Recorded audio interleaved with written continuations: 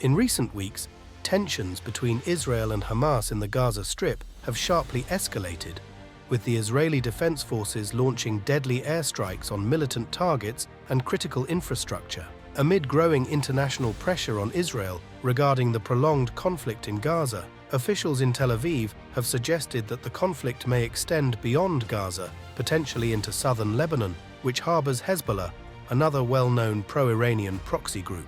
Since the war's outbreak, Hezbollah has shown solidarity with Hamas, frequently launching missile and rocket attacks on Israel's northern territories. This has heightened tensions between Hezbollah and Israel, leading to widespread media speculation about the potential for a full-scale war between the two sides. Given Hezbollah's significant threat near Israel amid the ongoing war, Israel is preparing for an all-out conflict in Lebanon, with approved plans for an offensive targeting Hezbollah. Reports of Israel mobilizing additional military personnel and amassing troops along the Lebanese border have drawn criticism from neighboring countries such as Iran, Iraq, Turkey, and Egypt, as well as Western countries like France, the United States, and Germany. For instance, Turkish President Recep Tayyip Erdogan accused the West of supporting what he described as Israeli plans to attack Lebanon and spread war throughout the region, while Berlin and Washington have warned about the consequences of expanding the war.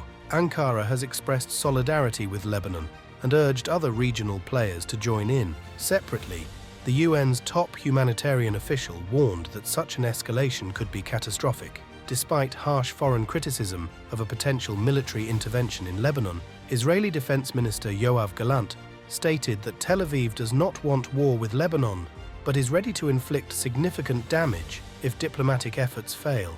Prime Minister Benjamin Netanyahu noted that the war in Gaza is entering a less intense phase, allowing the military to focus more on Lebanon. Such a conflict could be the most destructive either side has experienced. Both Israel and Hezbollah have learned from their last war in 2006, a month-long conflict that ended in a draw. Israel has had nearly 9 months to prepare for another war, even as the United States seeks to prevent the conflict from widening, potentially sparking a confrontation with Iran and endangering US forces in the region. Consequently, an Israel-Hezbollah war could have devastating consequences far beyond the border. Since the October 7th terror attacks on Israel and the subsequent Gaza war, more than 450 people, mostly Hezbollah fighters and allied groups, but also over 80 civilians and non-combatants, have been killed on the Lebanese side, along with 16 soldiers and 11 civilians on the Israeli side. In Lebanon, residents of Shia-majority towns like Kafr Kila, Adaissa, Aita al-Shab and Aitaron have mostly fled. Frequent Israeli airstrikes and artillery barrages have reduced many of these communities to rubble. For many Israelis, who have been focused on the Gaza war and a traumatic hostage crisis for over 8 months, the prospect of an additional front brings a mix of fatigue and resignation as conflict seems inevitable.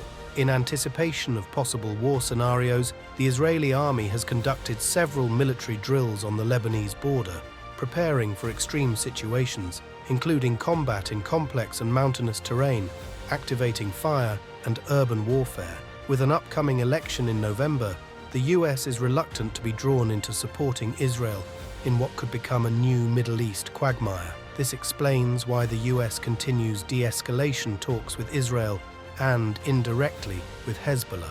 Despite the Biden administration's firm stance, Israel is likely to move its troops into southern Lebanon in an effort to eliminate the Hezbollah threat from its borders.